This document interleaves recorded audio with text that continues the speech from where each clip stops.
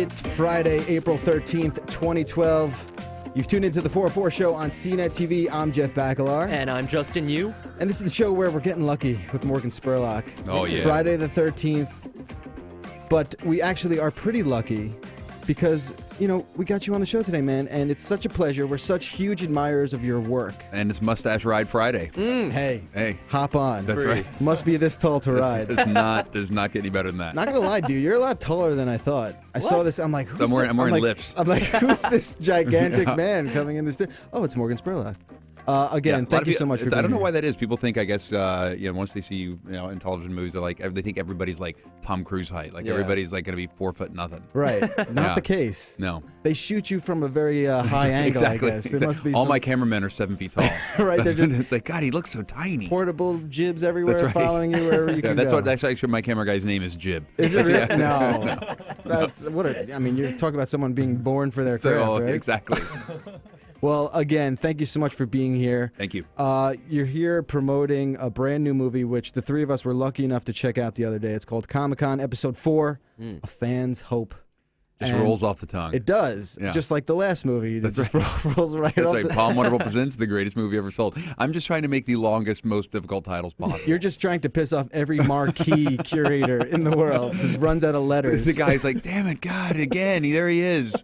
We need more letters. Here's another movie from Spurlock. Yeah. Buy more letters. Well, that's why the next movie only has 7 titles in it, or 7 letters. It's great. That's right. And maybe we'll get to that in a little bit as well. Yeah. Like we said, we're really big fans. This is always a big pleasure for us to have you here. Thank you. We watched the movie. It's really good. We actually really What a enjoyed it, surprise. and we were really blown away. We were shocked. We were shocked that we actually enjoyed Like, it. usually this stuff that he does. God, he makes such crap, but this one we actually watched. It was amazing. What's crazy about this, though, is it's sort of out of your MO for the most part. A lot of your films in the past have dealt with maybe more political messages, Serious issues. serious stuff. Yeah. And this Comic-Con movie is very lighthearted. It's endearing. It's charming. Yeah, it's fun. It's a lot of fun to watch. It's very easy to watch. What was sort of the guiding force changing gears with this time? Well, I mean, around? the biggest thing is, when you watch the film, and I tell people all the time that say, I haven't really liked any of your other movies. And I'm like, well, then you're going to love Comic-Con Episode 4. It's nothing. because I'm not in one frame of the movie. Right, Like, that's another big thing. I'm not in one frame. I don't do the voiceover. You don't hear me. You don't see me. So if you've hated every film I've made up till now, wait till you watch this movie. It's a breath of fresh air. You should give this film a chance. Kenneth Turan from the LA Times actually loved this film, and it's the first film ever of mine that he's liked, and I'm convinced it's just because I wasn't in it. Yeah, Well, I'm convinced. Which I'm surprised. That's why the New York Post also hates every film I've ever made, and I was like, well, I'm not in this one. They're going to love this movie. 4 stars. Not so much. No, they didn't like it. Well, screw them. Yeah. So what's amazing, though, to me is that, that's part of your movie experience. To me, when I watch, stuff like Super Size Me and the 30 Days on FX and stuff like that, you have this charm about you. You are really good at telling stories and whatnot. And this whole time, we didn't know going into it. And the whole time, I'm like, oh, I can't, He's going to pop up in a second. He's going to take off a stormtrooper helmet. Yeah. The whole time he was Darth Vader, right? No, it's like the whole thing for me was, I'm a fan. I grew up a fan my whole life. Loved comics, video games, genre movies. When Michael Ironside made that guy's head explode in Cronenberg's Scanners, it changed my life forever. Like, that was the moment that made me want to make movies. Did it really? Yeah, completely. And so, but as a fan, I didn't want to make a movie about Comic-Con. It's like, I'm a fan coming to make a movie. I thought that was just not the story to tell. I wanted to tell the story of people who were going to Comic-Con for very specific reasons that had real goals or missions, things they wanted to accomplish. I just thought that was a better way to kind of tell the story of this kind of pop culture mecca.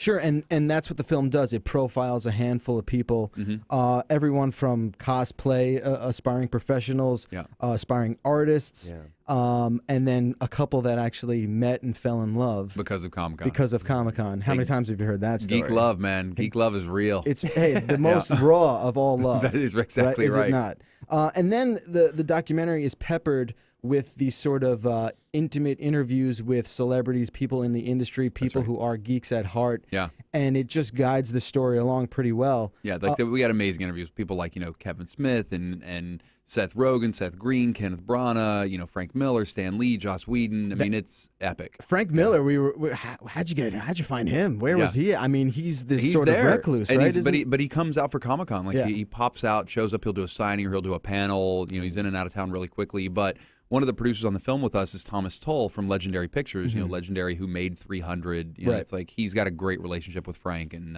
was able to kind of squeak him in. That's pretty cool. Yeah. We were also psyched that you found Corey Feldman.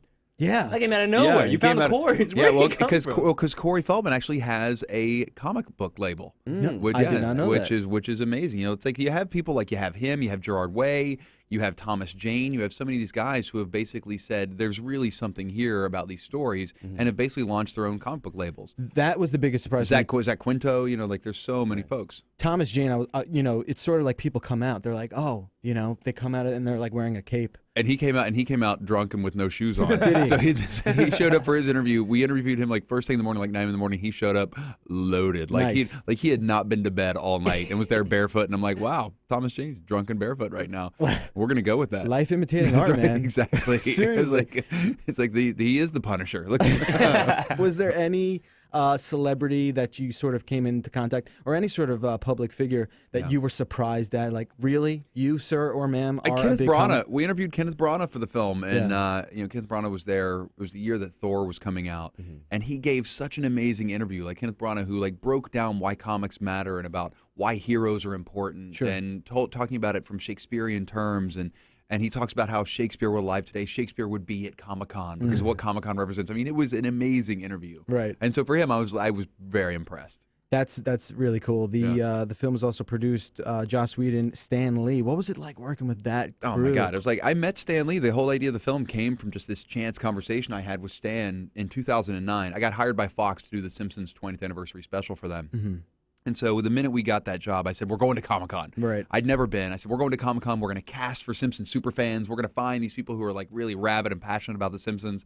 And while we were there shooting that, I met Stan Lee one night at a party and went over to introduce myself just to tell him, you know, how much he changed my life as a kid, how his comics, you know, made me want to tell my own stories. And he goes, oh my God, Morgan, thanks. It's really nice of you to say. You know, we should make a movie together. You know, we should make a documentary. We should make a documentary about Comic-Con. And I was like, yes, we should, Mr. Lee. Yes, we should. Hell yeah. And cut to a year later, we were making a movie with, you know, with him, with Joss Whedon, you know, Thomas Tull from Legendary Pictures, Harry Knowles from Ain't It Cool News. I mean, it was epic the way the whole thing came together. That really is amazing, and a much better Stanley impression than I thought I was going to hear today, because that is not bad. I mean, and the greatest part is they sort of follow Stanley through these corridors with a Steadicam, and it's sort of just like him being like, "No, you're the greatest. Thank you. How you doing? How you doing?" Like shaking hands, kissing babies. He's the most gracious guy you'll ever meet. Like the greatest thing I learned from hanging out with Stan and being around him so much making this movie is just how good he is with the people that basically keep him employed. You know, it's like these are the people who buy his comics, who have supported him for years, and he gives everybody so much of his time, and he won't ever pass up a photograph, an autograph, a picture with a kid, like anybody. Like he will give you the time just to talk, and it's amazing. That is amazing. You know, and it's interesting because he's an older dude. Marvel's been around. He's 89 years old. I mean, and he still goes nonstop. Like, I feel like he's playing racquetball, and he's like. We were at Comic-Con. We were out with him at Comic-Con until 4 in the morning. Like the guy is a machine. It's incredible. That's really cool to hear. Yeah, and you know, Marvel has had so much success over these decades and decades, and then just in the past 15, 20 years, the franchises that are just becoming epic and just these huge sort of, you know, industries in their own right. Yeah. You know, does he ever express how that sort of affects him because it happens so much later in his lifetime? Well, I think he's so grateful. I mean, here's a guy who, you know, when I started watching, I got turned on to Spider-Man comics from watching Spider-Man on the Electric Company. Right. When they used to have these, like, they used to have these really bad live-action Spider-Mans that I was like, this is amazing. And Stan Lee would do the voiceover for, like, he would tell the stories. And so that's why I started reading his comics. You know, that would have been like, you know, mid-'70s, you know, into the mid-'70s to early '80s. And it was remarkable, you know. And so when you look at kind of what's happened with Marvel, with comics, with how they've so blossomed and become, you know, these, you know, tentpole movies, you know, some of the best movies being made now. And this summer, this is going to be the biggest box office summer year for genre films. You know, you got Hunger Games, into The Avengers, into The Dark Knight, into Spider-Man. Like, this is going to be the biggest summer box office ever. And I think that Stan just realizes he's fortunate to have had any success. You know, it's like whenever you have any success, it's great. But I think he is so grateful for what's happened. Right on. Yeah. You mentioned a little before that you yourself, you have this love for comics. What for you personally and specifically? Yeah. What is it about comics in terms of characters? Are there any specific characters that you have a very close, passionate? Oh no! As a kid, it was Plastic Man. Like I still have such an affinity to Plastic Man. Really? Yeah, and I loved the Plastic Man comic book. I loved the Plastic Man cartoon when they started making it. Like if I wanted to make Plastic Man. If I was going to make an anime or a live action movie, I was like, that's the one I want to make. I want to make Plastic Man as a superhero movie. Right on. And now Bruce Campbell's a little bit too old to play Plastic Man, so I got to find a new guy with the chin who could be that guy. Right. But yeah, it's like no, I loved that as a kid, and to this day, I still read a ton of comics. People say, they're like, oh, the comic books are dying. I was like, comic books as books, right. as paper things are dying. For sure. But as an industry, it's flourishing right now. I buy more comics digitally than I ever did as a kid. Yep. Download them from Comixology straight to my iPad. Right. Never even leave the house. Never have to put on pants to get out of bed. It's great. It's amazing. It's fantastic. And what I said, I told this to somebody else, what I think is exciting about this, like there was this real kind of democratization of cinema that happened a few years ago. Sure. Where, thanks to the advent of like high definition cameras, prosumer cameras, cheap editing software and computers, if you had a camera and a computer and a good idea, you could make a movie. Yep. The barrier of entry now for animators, for artists, people who can now make their own comic book is now gone. Mm-hmm. So now you can literally make your own digital comic that can have an audience. Right. The same thing has happened in this industry. So while people say, no, it's dying, I say, I completely disagree. I think there's going to be even more great independent work come out now because now I don't need a big publisher. Yep. Now I don't need, to have, a DC or a Marvel like pay for the printing costs. It's not $20,000, $30,000. Yep. Now it's like, it's my time. It's sweat equity, and for me to get it out digitally. Like there's going to be so much great stuff come out in the next few years. I think it's exciting. It happened to the music industry. That's right. It happened to books, literature, and now it's happening to comic books. And now it's happening to comic books. And I think that I think it is going to be completely. It's going to be reinvigorated, in a way that I think we don't really know. But I think comics. There is some nostalgia still to comic books, and there will be people who collect them. I think what will happen with the printed comic is it'll become more of a collector's item. I think the vinyl record. I think what they'll do is they'll do limited edition runs. I think they'll do like one of 500. Where then you like get a numbered print of this comic book because so then it really does have value because there's such a limited supply. I think that's the way they'll go with these comics and graphic novels. Yeah, Jeff and I, while we were watching the movie, we were sort of lamenting the idea of having those long stacks of comic books where you would have the dividers and you would rifle through all of them. And I think that comics now that they're so digital. Yeah. So you've lost that collector's element part of it, and it's something that I kind of miss, like turning the pages. I read comics on my iPad right now because I just can't afford to buy like a $2 comic every day. Yeah, exactly. And for me, it's just it's a changing of the tide. Like I don't want to carry a ton of books around. Exactly. Yeah. I don't want to carry a ton of books in my bag when I travel. It's like on my iPad I can have dozens of books, dozens of comics and graphic novels. It's fantastic. It's also crazy to think that with the new Retina display on the iPad, they actually look better on a digital screen than they ever did. Yeah. By holding it close to your face. I know, right? You can't do that. That's one of the most under-discussed features of this new iPad. I feel like just how amazing comics look on this new screen. The color. I mean, they've so popped. The sharpness. Even I had an iPad 2, and I just upgraded. You compare them, and there is it's subtle, but just that clarity and that sharpness, it's really awesome. I mean, it's nice. It's tough to be like, well, I don't, I don't need a book anymore. Yeah, exactly. Yeah, I have no problem letting that go. I don't have a problem letting it go either. Yeah. It's just something we all have to get used to. But I do agree there is something about.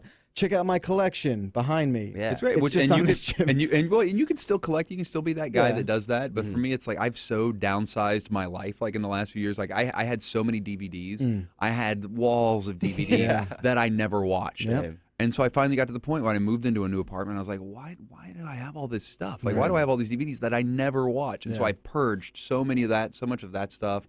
And because there's a bunch of stuff that I still do collect, but on a whole, it's like this other stuff I'm not even enjoying anymore. Right. Yeah. There is something liberating about detaching yourself from the physical objects that you own. It is awesome. Right. Yeah. It's an enjoyable thing. There was a character that you guys were following, a comic book salesman. Yeah, Chuck Rosansky, who's phenomenal. Who was a very interesting dude and probably, super passionate. Probably one of the most successful, if not the most successful comic book retailer in the United States. Has Mile High Comics. I think it's milehighcomics.com. People can check it out. He has like the largest selection of comic books in the United States, probably in the world. He ships anywhere in the United States. Like, it's amazing. Like, his store, and he just moved into a new warehouse that's like 60,000 square feet. It's mind-blowing. It's mind-blowing, but it's the amount of comics he has is incredible. And it's this guy who's been doing it for decades, 3-4 decades now, and he loves it. He loves what comics represent. He loves the idea of them, the smell. Like, there's a scene in the movie where they're huffing comics, and then they're smelling them at a table, and like, oh, you smell that? And they're like, oh yeah, that's the Midwest. That's that's Indiana right there. You smell? That's Indiana. Like, they can tell where comics have come from just based on how they smell. It's amazing. That was the requiem part of the film, I thought, but that was really, really cool. And his arc basically surrounded about the sort of transition into the digital, him struggling with sales and stuff, him trying to keep his business alive. Because here he is. He's at this crossroads of people who love and collect comics and a new generation who love comics but aren't just buying them. Right. They don't collect them. They become something, as I said, much more nostalgic than something you have to have. He also talks about how the Comic-Con in general, it just is not so much about comics anymore. You have movie premieres, you have panel discussions, toys, video games. There's so much more than just comics now. I wonder if they're going to stop calling it that. Yeah, I mean, I think it'll still be Comic-Con, because I think it's still rooted in the comic book. Like, that's the alpha and the omega of this place is still coming from comic and comic book culture. Right. And there's still tons of artists there. Artist Alley still exists. I think you will see the vendors of paper comics continuing to get smaller just because there's going to be less and less demand. It makes sense just by, in terms of evolution of the industry. That's right.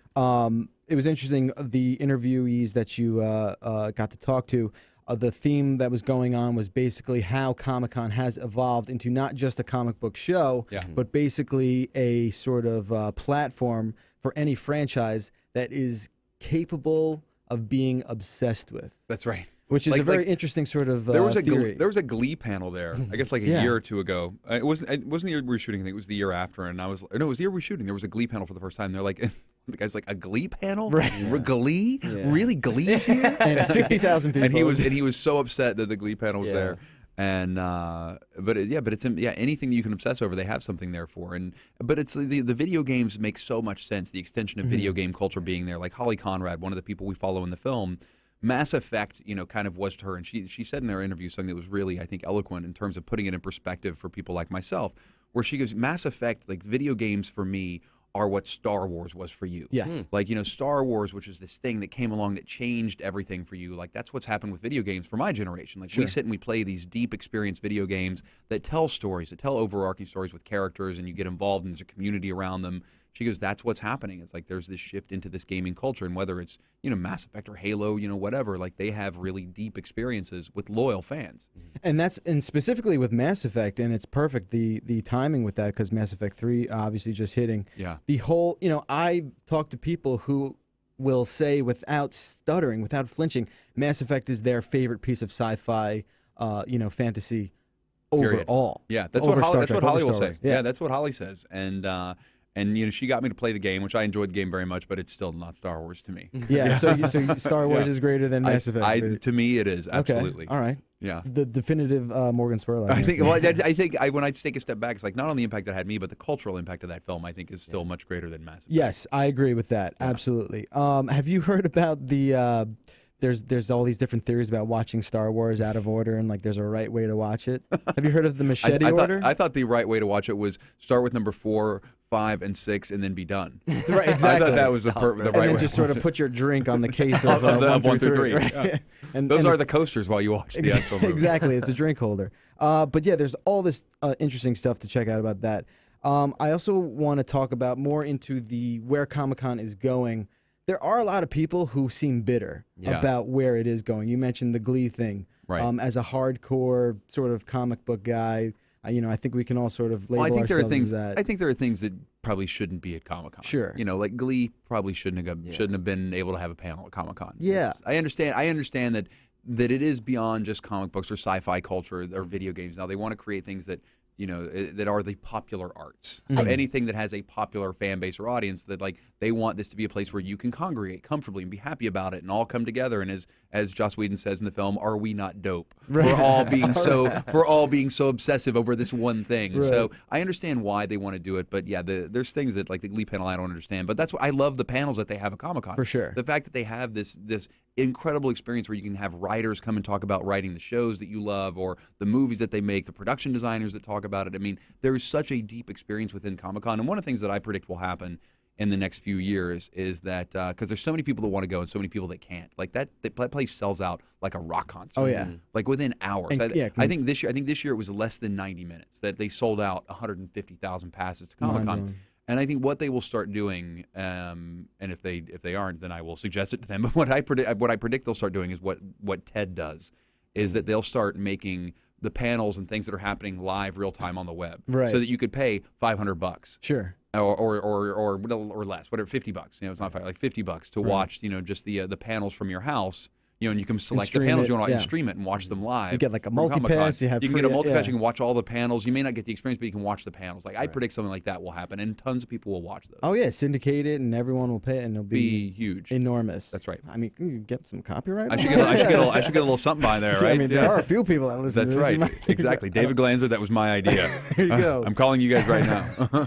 Yeah, I definitely understand the whole idea of geeks getting bitter about not being able to attend Comic-Con when there are panels like Glee. I feel like geeks have always suffered for their passion, right. And people describe Comic-Con as this mecca where they can go and they feel like now you can't even get in. And you can't even get in. Yeah, exactly. Now that they're banned from it because other people are there. Yeah. It's like for the rest of the year they feel like outcasts, and this is a place where they can go, and they describe it in the movie as like there are people of like minds that go there. Yeah, and like I love the one person that says in the film, as a girl says, it's like we have our own country. Like during this time, we have our own place. Absolutely. Right. It's our country. It's a place where we can go.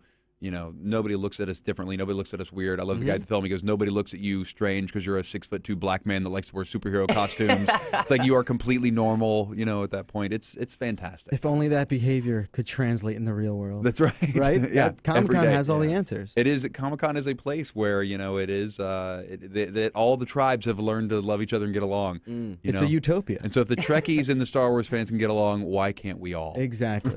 Better. Well said, sir. I think my favorite part of the movie is when they're sort of prepping one of the girls that hasn't ever been to Comic-Con before, and they're describing the smell of the conference floor. And I've been to the Javits Center New York Comic-Con, and also the one in San Diego. There's definitely a distinctive smell. Well, and especially by like day 3, day 4, where people are wearing the same costume they've been wearing for 3 days. Right. Because it's not that people, because there's people who come, like Elodia is in the film. There's a professional cosplayer named Elodia who comes from the Philippines that we follow in the movie, and she literally gets paid to go to Comic-Cons and dress up. It's amazing. Like, that's her full-time job. Wow. And she looks bananas. Yeah. Like, she looks like an anime character. Right. But nobody's like her. Like, she travels, with like a makeup person, and she has a different costume every day. Most people don't do that. Most people have their one costume that they wear every day that gets all funky and just keeps getting funkier as the time goes on. So by Sunday, like some of those costumes are ripe. There's no wardrobe change. No, there's no wardrobe. There's nobody cleaning that. It's just and it's sunk into the walls and the carpet. It's like funkadocious by Sunday. Yeah, that's bad news. That's bad news. But that's why that's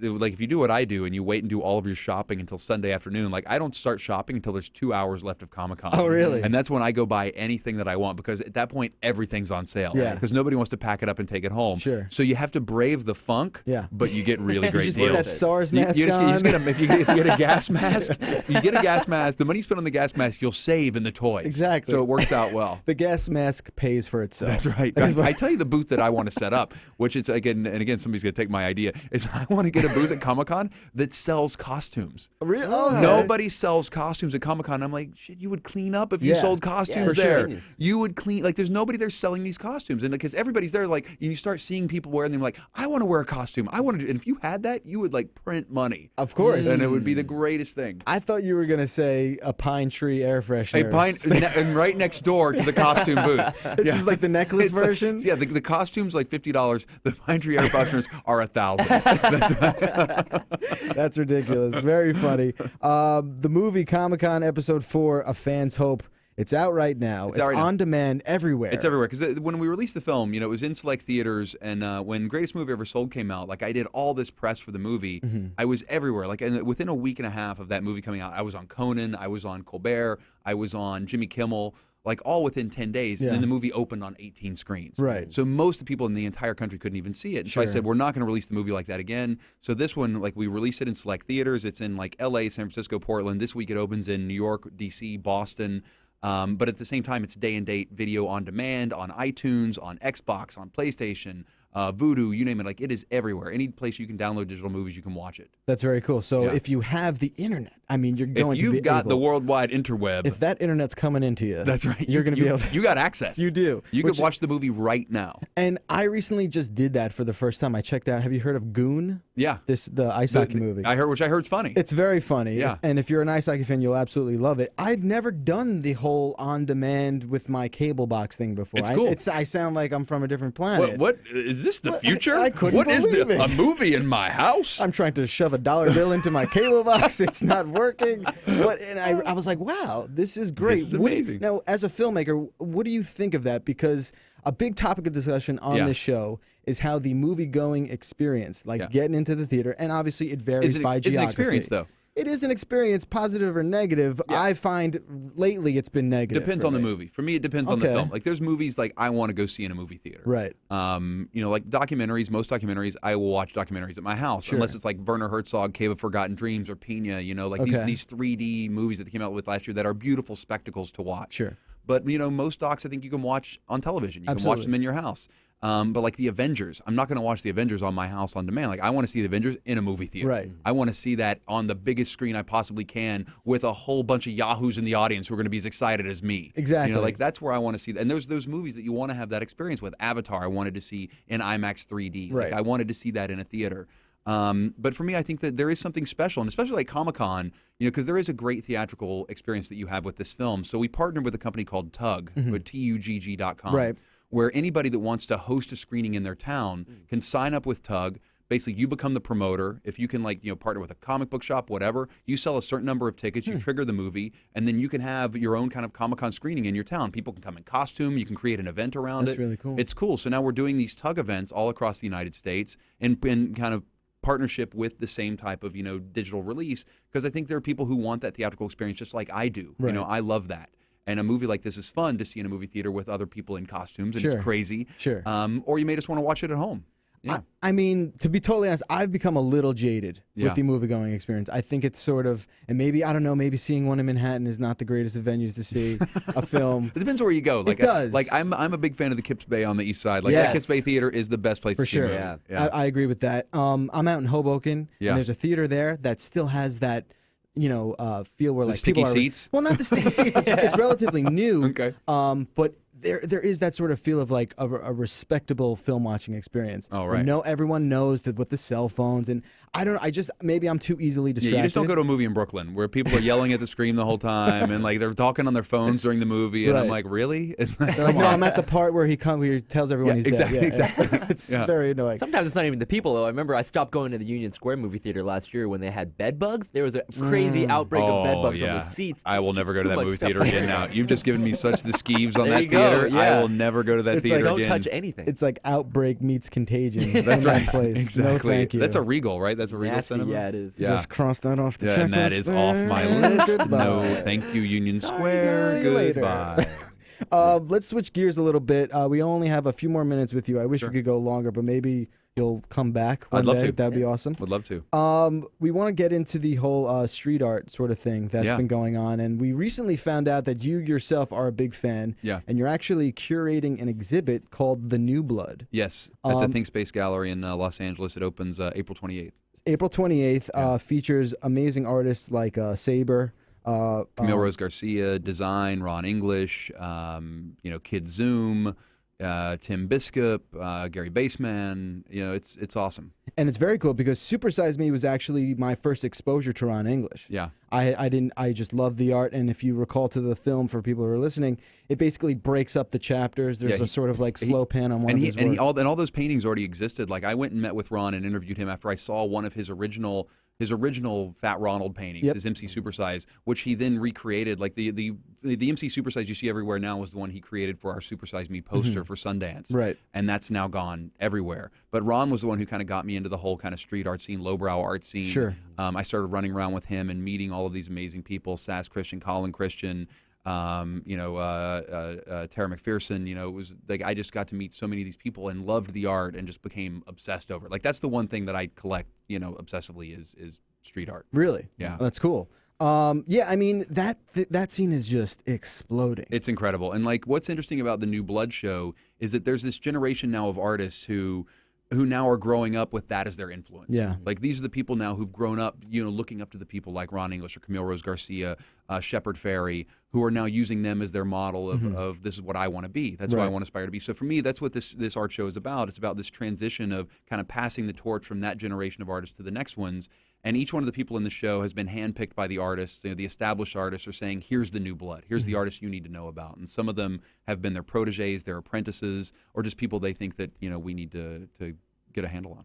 Yeah, I mean, it's, having watched stuff like Exit Through the Gift Shop, it's just very, I mean, aside from whether or not that is what it says it is. Well, Mr. Brainwash is for real. Like, he's a real guy. We followed him in our Hulu series, A Day in the Life. Yeah. Like, he's the real deal. I do think Banksy recognized, like, I have the chance to create an artist, a street artist. And is that what you think? I mean, there seems to be a divide. I think that he was already wanting to be an artist after he started shooting and then started creating his own art. I think Banksy encouraged him. And even Banksy said, you should pick a date for a show. Right. And I think Banksy at that point started realizing the end of this film is going to be this guy. He's not a dumb guy. He's brilliant. He sort of realized, wait a second, and so something's happening his here. greatest gift to the art world is saying, look, I created this. Right.